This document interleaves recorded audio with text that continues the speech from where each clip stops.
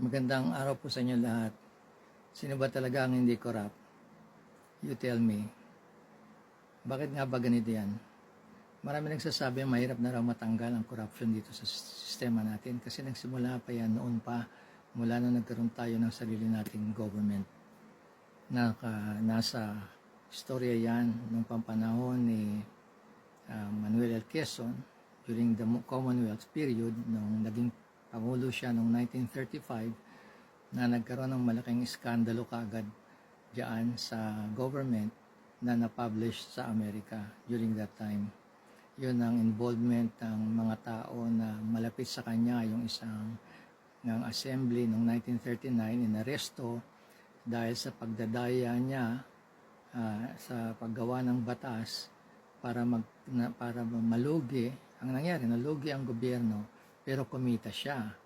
At meron ding panahon na may dalawang, by the way, yung unang advisor niya yun, yung unang nagkaroon ng kaso noong 1939. Tapos, nung susunod na panahon ng mga 1920s, ang Philippine National Bank naman nalugi noong mga 1920 dahil noong 1919, dalawang malapit na negosyante na konektado rin o malapit kay President Quezon ang na-involve din sa scandal na yan na halos mahigit noong unang panahon, no? 2 million, 75 million ang nawala o nakuha ng dalawang ito dahil sa corruption din. Sila, nasa posisyon sila noon, okay? Okay. Pagkatapos ni Quezon, siyempre nasundan tayo ni Elpidio Quirino, and then Ramon Magsaysay, Carlos Garcia, tapos Diosdado Macapagal, tapos pumasok na si Ferdinand Marcos. Pagkatapos si Ferdinand Marcos, nagtagal, siyempre pinalitan na siya ni Cory Aquino, from Cory Aquino, si Fidel Ramos. Fidel Ramos, siguro naalala nyo rin ang scandal noong time ni Fidel Ramos. Pinalitan naman ni Erap, okay, na hindi naman nagtagal, Estrada. Pagkatapos ng Estrada, pinalitan siyempre siya ni Gloria Macapagal Arroyo. Pagkatapos ni Gloria Macapagal Arroyo, si Erap, pumasok na Estrada. Pagkatapos ni Estrada, sinundan na siya, siyempre ni Noynoy Aquino. Pagkatapos ni Noynoy Aquino, pinalitan na siya ni Duterte. At mula kay Duterte, pumasok na siyempre ang ating kasalukuyang presidente, si Ferdinand Marcos Jr. Okay? Kung babasahin ninyo ang istorya lahat nitong mga nakaraang presidente, halos lahat sila nasangkot sa tinatawag na corruption issues. Hindi lang sila actually, kadalasan yung mga tauhan nila ang na-involve dito sa corruption na hindi mapigil-pigil. Okay? Sa ngayon nakikita natin dahil sa nagkakaroon naman tayo ng ingay o issue sa corruption. Ngayon, ang nangyayari sa atin, nakaturo na naman tayo sa mga politicians na sinasabi na, at saka sa mga civilians na malapit sa gobyerno. Yun ang sinasabi nila. Yung iba sinasabi, siguro ang corrupt dito itong mga congressmen, siguro ang mga corrupt dito itong under the office of the president, mga DPWH. O kaya, ang mga contact ng DPWH, yun mismo, mga kontraktor ang may kasalanan o subcontractor. Pero anong gagawin natin kung ganyan na nangyayari, nagtuturoan? Meron kayang magagawa para mawala na ang corruption na ito?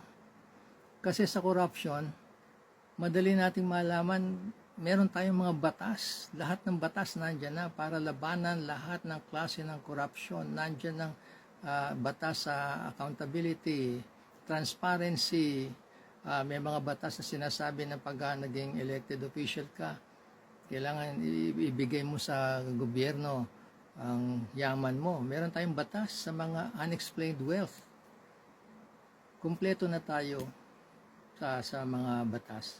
Sa execution, meron naman tayong pupuntahan kung government, may mga korte na pwedeng puntahan, di ba? Nandiyan ang Sandigan Bayan, nandiyan naman ang korte sa atin na pwedeng magsabi na okay, kailangan parusahan ka. May napaparusahan ba? O ang nangyayari lang yung mga civilians o mga Pilipino na mahirap, yun ang napaparusahan, pero yung mga nasa posisyon kakalusot. Ano ba talaga ang dapat gawin natin? Sa ibang bansa, pagka ikaw ay nag-commit ng corruption, sigurado bitay ka agad. Yan ang malalang krimen na magagawa ng isang opisyal ng gobyerno sa bansa kung siya ay makakommit ng graft and corruption. Pag siya ay gumawa ng isang kasalanan, lalo na ang paggamit ng pondo o pagnanakaw ng pondo o pera ng bayan, hindi nagtatagal, sila ay nag-undergo ng tinatawag na death penalty. Yun kaya ang makakasagot sa atin na sana ibalik ang death penalty. Nung minsan ako tinanong dyan, ano kaya ang maganda para mabawasan kung hindi man mawawala ang corruption sa atin. 3 lang naman ang sinabi ko lalo na sa mga government officials. Sana mayroong isang batas na pag elected officials ka, hindi ka o labag sa batas ang maglabas ng pera sa Pilipinas. Kung ano man ang kikitain mo rito, kung ano man ang pera mo na nandito sa Pilipinas mula nung ikaw ay na-elect, okay? Merong batas na hindi ka pwedeng maglabas ng pera hanggat ikaw ay nasa posisyon. Pangalawa, pag ikaw ay gumawa ng isang aksyon na malulugi sa negosyo o kaya mga deal ang bansang Pilipinas, nang ipag-deal ka na nalugi tayo, maski anong bagay, para hindi tayo kumita, okay, yung tao na yon dapat may batas na automatic, maski elected na siya, kailangan ikulong na at tanggalin.